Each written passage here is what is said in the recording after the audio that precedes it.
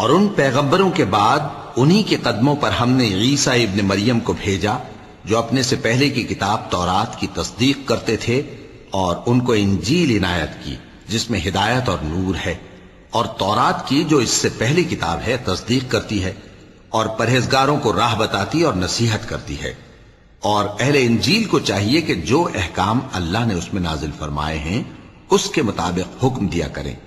اور جو اللہ کے نازل کیے ہوئے احکام کے مطابق حکم نہ دے گا تو ایسے لوگ نافرمان ہیں۔ اور اے پیغمبر، ہم نے تم پر سچی کتاب نازل کی ہے جو اپنے سے پہلی کتابوں کی تصدیق کرتی ہے اور ان سب پر نگہبان ہے، تو جو حکم اللہ نے نازل فرمایا ہے اس کے مطابق ان کے درمیان فیصلہ کرنا،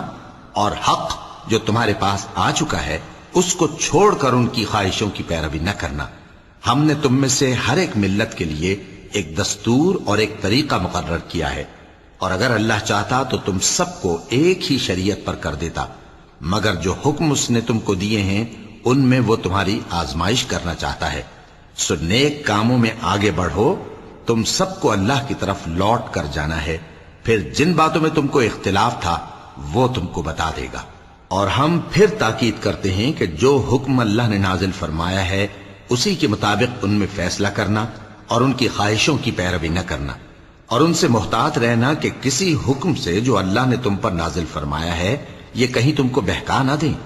اب اگر یہ نہ مانے تو جان لو کہ اللہ چاہتا ہے کہ ان کے بعض گناہوں کے سبب ان پر مصیبت نازل کرے،